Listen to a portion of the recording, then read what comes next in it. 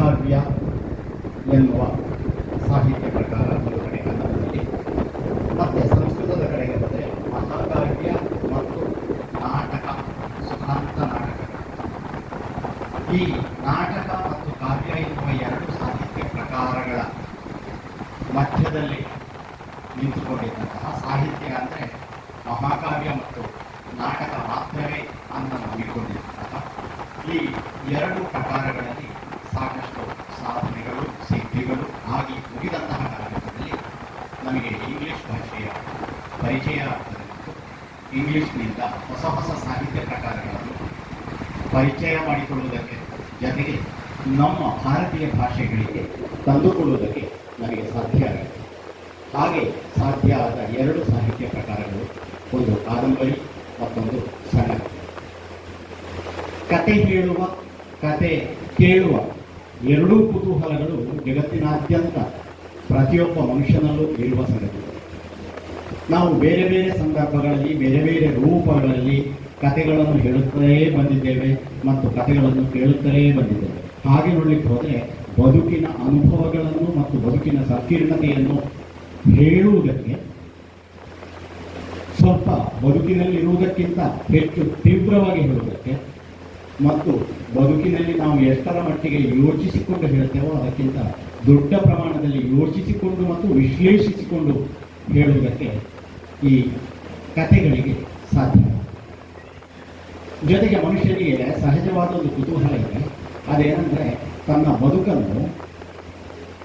ಬದುಕನ್ನು ಬದುಕಿನ ಫ್ರೇಮಿನಿಂದ ಹೊರಗೆ ತೆಗೆದು ಇನ್ನೊಂದು ಫ್ರೇಮಿನಲ್ಲಿ ಇಟ್ಟು ನೋಡುವಂತಹ ಕುತೂಹಲ. ನಮಗೆ ನಮ್ಮನ್ನು ನಾವು ಕನ್ನಡಿಯಲ್ಲಿ ನೋಡಿಕೊಳ್ಳುವುದಕ್ಕಿಂತ ನಮ್ಮ ಫೋಟೋ ನೋಡುವುದಕ್ಕೆ, ನಮ್ಮ ಫೋಟೋವನ್ನು ನೋಡುವುದಕ್ಕಿಂತ ನಮ್ಮ ಚಿತ್ರ, ಯಾರಾದರೂ ಆರ್ಟಿಸ್ಟ್ ಚಿತ್ರ ಬರೆದಿದ್ದರೆ ಆ ಚಿತ್ರವನ್ನು ನೋಡುವುದಕ್ಕೆ ನಮಗೆ ಹೆಚ್ಚು ಆಸಕ್ತಿ. ಯಾಕಂದರೆ ಅಲ್ಲಿ ನಾವು ನೋಡುವುದರ ಡೈಮೆನ್ಷನ್ಗಳನ್ನು ಕೂಡ ಬದಲಾಯಿಸ್ತೇವೆ. ಗಾತ್ರವನ್ನು ಬದಲಾಯಿಸ್ತೇವೆ, ಬಣ್ಣವನ್ನು ಬದಲಾಯಿಸ್ತೇವೆ, ರೂಪವನ್ನು ಬದಲಾಯಿಸ್ತೇವೆ, ಎತ್ತರವನ್ನು ಬದಲಾಯಿಸ್ತೇವೆ, ದಪ್ಪವನ್ನು ಇಲ್ಲವಾಗಿಸ್ತೇವೆ. ಒಂದು ಚಿತ್ರ ರೂಪುಗೊಳ್ಳುವಾಗ ಆ ಚಿತ್ರ ಯಾಕೆ ಕುತೂಹಲಕಾರಿಯಾಗ್ತದೆ ಅಂದರೆ ಅದು ವಾಸ್ತವದ ಚೌಕಟ್ಟಿನಿಂದ ಇನ್ನೊಂದು ಚೌಕಟ್ಟಿಗೆ ಹೋಗ್ತದೆ. ಕತೆ ಮತ್ತು ಈ ಕತೆಗಳ ಕುತೂಹಲವು ಕೂಡ ಇದೇ ಮಾದರಿಯ. ಕತೆಗಳು ಎಲ್ಲಿಂದ ಬಂದವು? ಅದು ನಮ್ಮ ಬದುಕಿನಲ್ಲಿ ನಮ್ಮ ಜೊತೆಯೇ ಇದ್ದಂತಹ ಕತೆಗಳು. ನಮ್ಮ ಜೊತೆಯಲ್ಲೇ ಇದ್ದಂತಹ ಕತೆಗಳನ್ನು ನಾವು ಅಲ್ಲಿಂದ ಹೆಕ್ಕಿ ತೆಗೆದು ಅದರಲ್ಲಿ ಸಾಕಷ್ಟು ಬದಲಾವಣೆಗಳನ್ನು ಮಾಡಿ, PS ಹೇಳುವ ಹಾಗೆ ಅದನ್ನು ಮನಸ್ಸಿನಲ್ಲಿ ಪೃಥಕ್ಕರಿಸಿ, ಒಬ್ಬ ಲೇಖಕ ಅಥವಾ ಒಬ್ಬ ಕತೆಗಾರ ಮನಸ್ಸಿನಲ್ಲಿ ಪೃಥಕ್ಕರಿಸಿ ಅದನ್ನು ಬೇರೊಂದು ರೀತಿಯಲ್ಲಿ, ಬೇರೊಂದು ಸಂವಿಧಾನದಲ್ಲಿ ಸಂವಹನಗೊಳಿಸುವುದು ಕತೆ. ನಾವು ಮಹಾಕಾವ್ಯ ಅಂತ ಕರೆಯುವುದರೊಳಗೂ ಕಥೆಯೇ ಇದೆ, ನಾವು ನಾಟಕ ಅಂತ ಕರೆಯುವುದರ ಒಳಗೂ ಕಥೆ ಇದೆ, ಕಾದಂಬರಿಯ ಒಳಗೂ ಕಥೆ ಇದೆ. ಅಷ್ಟೇ ಯಾಕೆ, ನಾವು ದಿನ ಮಾತನಾಡ್ತೇವಲ್ಲ ಪರಸ್ಪರ, ಅವುಗಳು ಕೂಡ ಒಂದಲ್ಲ ಒಂದು ರೀತಿಯಲ್ಲಿ ಕಥೆಗಳಾಗ್ತಲೇ ಹೋಗ್ತವೆ. ನಾನು ಇವತ್ತಿನ ಅನುಭವವನ್ನು, ಇವತ್ತು ಇಲ್ಲಿ ನಡೆದದ್ದನ್ನು ಇನ್ನೊಬ್ಬನಲ್ಲಿ ಹೇಳುವಾಗ ಅದು ಕಥೆಯಾಗ್ತದೆ. ಅದು ನಡೆದದ್ದಕ್ಕಿಂತ ಸ್ವಲ್ಪವೇ ಬದಲಾಗ್ತಾ ಹೋಗ್ತದೆ. ಹಾಗೆ ಕಥೆಗಳು ಸೃಷ್ಟಿಯಾಗ್ತಾ ಹೋಗ್ತವೆ. ಅಂತಹ ಸೃಷ್ಟಿಯಾಗುವ ಕಥೆಗಳನ್ನು ನಿರ್ದಿಷ್ಟವಾದಂತಹ ಚೌಕಟ್ಟಿನ ಒಳಗೆ ಗುರುತಿಸಿಕೊಳ್ಳುವುದಕ್ಕೆ, ಅದಕ್ಕೆ ಅದರದ್ದೇ ಆದಂತಹ ರೂಪುರೇಷೆಗಳನ್ನು ಒದಗಿಸಿಕೊಂಡು ಅವುಗಳನ್ನು ಕಾದಂಬರಿ, ಸಣ್ಣ ಕಥೆ ಇತ್ಯಾದಿಗಳಾಗಿ ನಾವು ಕರೆಯುತ್ತೇವೆ. ಮತ್ತು ಇವುಗಳು ಪಾಶ್ಚಾತ್ಯರಲ್ಲಿ ಸಾಕಷ್ಟು ಪ್ರಸಿದ್ಧಿಯನ್ನು ಪಡೆದುಕೊಂಡಿದ್ದವು. ಅವು ಸ್ವತಂತ್ರ ಸಾಹಿತ್ಯ ಪ್ರಕಾರಗಳಾಗಿ ಪಾಶ್ಚಾತ್ಯರಲ್ಲಿ, ಮುಖ್ಯವಾಗಿ ಇಂಗ್ಲಿಷ್ನಲ್ಲಿ ಚಾಲ್ತಿಯಲ್ಲಿದ್ದವು. ಅಂಥವು ಭಾರತೀಯರಾದಂತಹ ನಮಗೆ ಪರಿಚಯ ಆದವು. ನಿಧಾನವಾಗಿ ಕಾದಂಬರಿಯೂ ಪರಿಚಯ ಆಯಿತು. ಕಾದಂಬರಿಗೆ ಒಂದು ದೊಡ್ಡ ಚೌಕಟ್ಟಿ, ಅದೊಂದು ವಿಸ್ತಾರವಾದ ಕ್ಯಾನ್ವಾಸ್ನಲ್ಲಿ ಮೂಡುವಂತಹ ಕತೆ.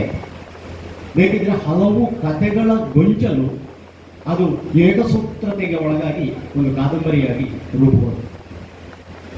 ಹಾಗಾಗಿ ಕಾದಂಬರಿ ತುಂಬ ಆಳವಾಗಿ ಬದುಕನ್ನು ವಿಶ್ಲೇಷಿಸುವ, ಬದುಕಿನ ಬಗ್ಗೆ ಚರ್ಚಿಸುವ ಒಂದು ವಿಸ್ತಾರವಾದಂತಹ ಕತೆ ಆಗಿದ್ದರೆ, ಸಣ್ಣ ಕತೆ ಎನ್ನುವುದು ಕೇವಲ ಒಂದು ಘಟನೆಯ ಮೂಲಕ ಕುಳಿತ ಕುಳಿತ ಪೆಟ್ಟಿಗೆ ಓದಿ ಮುಗಿಸಬಹುದಾದ 7, 8, 10 ಪುಟಗಳ ಮಿತಿಯಲ್ಲಿ ಒಮ್ಮೆ ಕುಳಿತ ಪೆಟ್ಟಿಗೆ ಓದಿ ಮುಗಿಸಬಹುದಾದಂತಹ ಸಣ್ಣ ವ್ಯಾಪ್ತಿಯಲ್ಲಿ ರೂಪುಗೊಳ್ಳುತ್ತದೆ.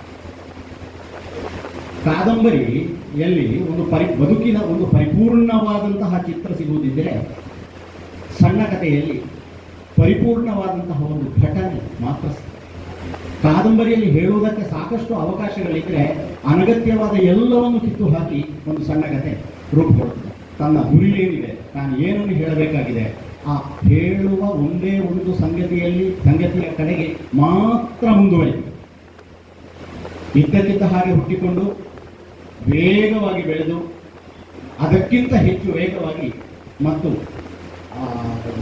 ತೀರಾ ಅಚಾನಕ್ಕಾದಂತಹ ಒಂದು ಮುಕ್ತಾಯದ ಕಡೆಗೆ ತಿರುಗುವ ಲಕ್ಷಣಗಳನ್ನು ನಾವು ಸಣ್ಣ ಕಥೆಗಳಲ್ಲಿ ಕಾಣ್ತೇವೆ. ಆರಂಭಕ್ಕೆ ಈ ಕಾದಂಬರಿ ಎನ್ನುವುದು ಬದುಕು ಲೇಖಕನ ಮನಸ್ಸಿನಲ್ಲಿ ಮೂಡಿಸಿದಂತಹ ಚಿತ್ರಗಳನ್ನು ಸಂಯೋಜನೆಗೊಳಿಸಿ ಮತ್ತೆ ರೂಪೀಕರಿಸಿ ಕೊಡುವಂತಹ ಒಂದು ದೊಡ್ಡ ಕ್ರಿಯೆಯಾಗಿದ್ದರೆ, ಸಣ್ಣ ಕಥೆಯಲ್ಲಿ ಅಷ್ಟು ದೊಡ್ಡ ಅವಕಾಶಗಳು ಇರುವುದಿಲ್ಲ.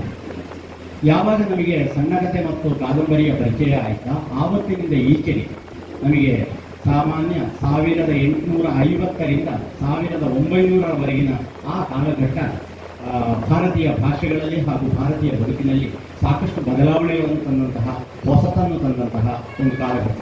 ಆ ಕಾಲಘಟ್ಟದಲ್ಲಿ ಹುಟ್ಟಿಕೊಂಡು ಕನ್ನಡದಲ್ಲೂ ಕೂಡ, ಭಾರತದ ಎಲ್ಲ ಭಾಷೆಗಳ ಜೊತೆಗೆ ಕನ್ನಡದಲ್ಲೂ ಕೂಡ ಇವುಗಳು ರೂಪುತಳೆದು ಬೆಳೆದದನ್ನು ನಾವು ಕಾಣ್ತೇವೆ. 1815ರಲ್ಲಿ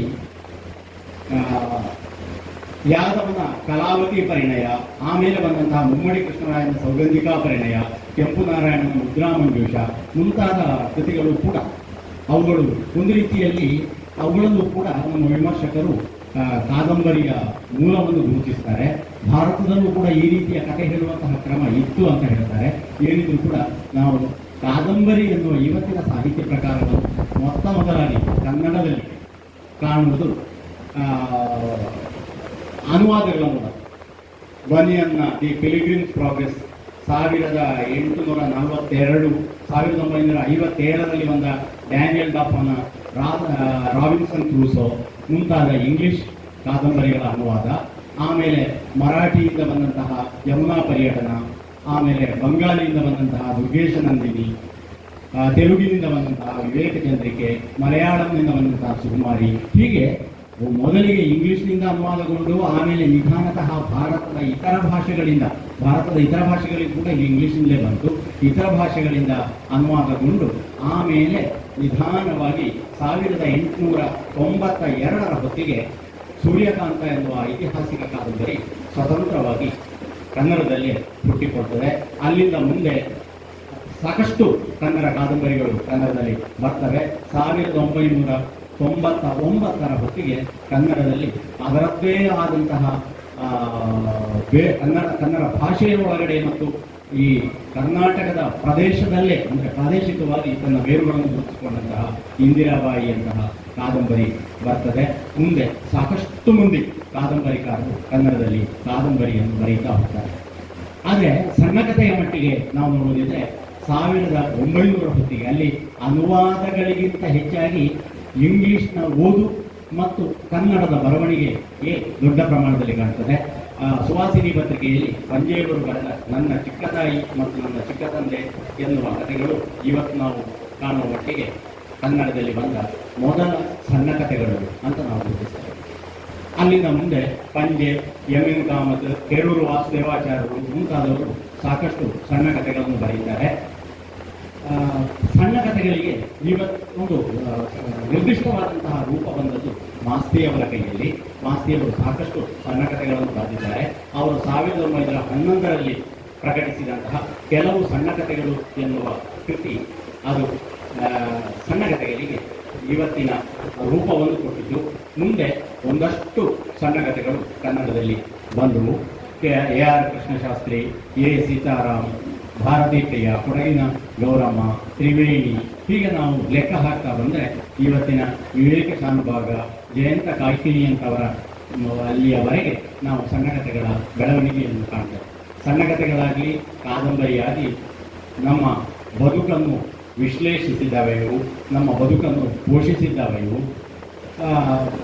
ನಾವು ಒಟ್ಟು ಕನ್ನಡದ ಹಿನ್ನೆಲೆಯ ಜೊತೆಗೆ ನಮ್ಮ ಕಾಸರಗೋಡಿನ ಹಿನ್ನೆಲೆಯನ್ನು ಇಟ್ಟುಕೊಂಡು ಹೇಳುವುದಾಗಿದ್ದರೂ ಕೂಡ ಶ್ರೇಷ್ಠ ಕಥೆಗಾರರಾದಂತಹ ಎಂ ವ್ಯಾಸರಂತವರು, ಹಾಗೆಯೇ ಸಾರಾ ಅಬೂಬಕರ್, ಸ್ನೇಹಲತಾ ದಿವಾಕರ್ನವರೆಗೆ ಇರುವ ಹಲವು ಕಥೆಗಾರರನ್ನು, ಕಾದಂಬರಿಕಾರರನ್ನು ನಾವು ಕಾಣ್ತೇವೆ. ಕಾದಂಬರಿಗಳಲ್ಲಿ ಮುಖ್ಯವಾಗಿ ನಾವು ಕಾದಂಬರಿಗಳನ್ನು ಒಂದು 3 ವಿಭಾಗಗಳಲ್ಲಿ ಗುರುತಿಸಿಕೊಳ್ಳುವುದು. ಒಂದು ಸ್ವಲ್ಪ ಸೀರಿಯಸ್ ಆದಂತಹ ಬದುಕಿನ ಸಮಸ್ಯೆಗಳನ್ನು ಚಿತ್ರಿಸುವಂತಹ ಕಾದಂಬರಿಗಳ ಮಾದರಿ, ಇನ್ನೊಂದು ಜನಪ್ರಿಯವಾದಂತಹ ಕಾದಂಬರಿಗಳ ಮಾದರಿ, ಅಂದರೆ ಓದಿಸಿಕೊಂಡು ಹೋಗುವ, ಆ ಓದುವ ಅಥವಾ ಕಥೆಯನ್ನು ಕೇಳಿಸಿಕೊಳ್ಳುವ, ಓದುವ ಮೂಲಕ ಓದುಗರ ಓದುವ ಕುತೂಹಲವನ್ನು ಈಡೇರಿಸುವುದಷ್ಟೇ ಹೆಚ್ಚು, ಯೋಚಿಸುವುದಕ್ಕಿಂತ ಹೆಚ್ಚಾಗಿ ಓದುವ ಕುತೂಹಲವನ್ನೇ ತರಿಸಿಕೊಂಡು ಹೋಗುವಂತಹ ಮಾದರಿಯ ಜನಪ್ರಿಯ ಕಾದಂಬರಿಗಳು. ಅದರ ಜೊತೆಯಲ್ಲೇ ನಾವೆಲ್ಲ ಚಿಕ್ಕವರಿದ್ದಾಗ ಇದ್ದ, ಇವತ್ತು ಇಲ್ಲದ, ಇವತ್ತು ನಮಗೆ ಕಾಣಲಿಕ್ಕೆ ಸಿಗುವುದಿಲ್ಲ ಅಂತಹ ಒಂದು ಪತ್ತೇದಾರಿ ಕಾದಂಬರಿಗಳ ದೊಡ್ಡ ಪರಂಪರೆ ನಮ್ಮಲ್ಲಿದೆ. ಸಾಕಷ್ಟು ಮಂದಿ ಪತ್ತೇದಾರಿ ಕಾದಂಬರಿಗಳನ್ನು ಬರೆಯುವವರಿದ್ದು. ಈ ಎಲ್ಲ ಮಾದರಿಯ ಕಾದಂಬರಿಗಳು ಕೂಡ ಕನ್ನಡ ಸಾಹಿತ್ಯವನ್ನು ಬೆಳೆಸಿದ್ದಾವೆ. ಕನ್ನಡ ಸಾಹಿತ್ಯದ ಬಹುಮುಖ್ಯ ಸಾಹಿತ್ಯ ಪ್ರಕಾರಗಳಾಗಿ ಯಾವಾಗ ಕನ್ನಡದಲ್ಲಿ ಆರಂಭ ಆದವೋ ಅಲ್ಲಿಂದ ಇಲ್ಲಿಯವರೆಗೆ ತಮ್ಮ ಛಾಪನ್ನು ಉಳಿಸಿಕೊಂಡಿದ್ದಾರೆ. ನಾವು ಸಾಹಿತ್ಯದ ಓದು ಅಂತ ಹೇಳುವಾಗ ಅಲ್ಲಿ ಕಾವ್ಯದ ಓದಿಗಿಂತ ನಮಗೆ ಇವತ್ತಿಗೂ ಕೂಡ ಹೆಚ್ಚು ಮುಖ್ಯ ಆಗುವುದು ಕಾದಂಬರಿ ಮತ್ತು ಸಣ್ಣ ಕಥೆಗಳ ಓದು. ಮತ್ತು ನಮ್ಮ ಬದುಕನ್ನು ವಿಶ್ಲೇಷಿಸಿಕೊಳ್ಳುವುದಕ್ಕೆ ಅಥವಾ ಆ ಅನುಭವಗಳನ್ನು ಪಡೆದುಕೊಳ್ಳುವುದಕ್ಕೆ ನಮಗೆ ಹೆಚ್ಚು ಯೋಗ್ಯವಾಗಿರುವುದು ಈ ಕಾದಂಬರಿಗಳು ಮತ್ತು ಸಣ್ಣ ಕಥೆಗಳು.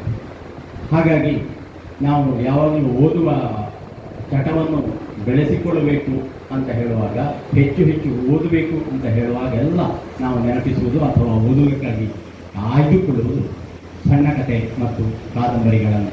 ಈ ಸಣ್ಣ ಕಥೆ ಮತ್ತು ಕಾದಂಬರಿಗಳ ಒಂದು ದೊಡ್ಡ ಪರಂಪರೆ ಕನ್ನಡವನ್ನಷ್ಟೇ ಅಲ್ಲ, ಭಾರತೀಯ ಎಲ್ಲ ಭಾಷಾ ಸಾಹಿತ್ಯವನ್ನು ಕೂಡ ಬೆಳೆಸಿದೆ ಎನ್ನುವುದಷ್ಟೇ ಹೇಳುತ್ತಾ ನನಗೆ ಕೊಟ್ಟ ಈ ಕಾಲಾವಕಾಶದಲ್ಲಿ ನಾನು ಇವುಗಳನ್ನು ಸಣ್ಣ ಪ್ರಮಾಣದಲ್ಲಿ ಪರಿಚಯಿಸುವುದಕ್ಕೆ ಸಾಧ್ಯವಾಗಿದೆ ಅಂತ ನಂಬಿಕೊಂಡು ವಿರಮಿಸ್ತೇನೆ. ನಮಸ್ಕಾರ.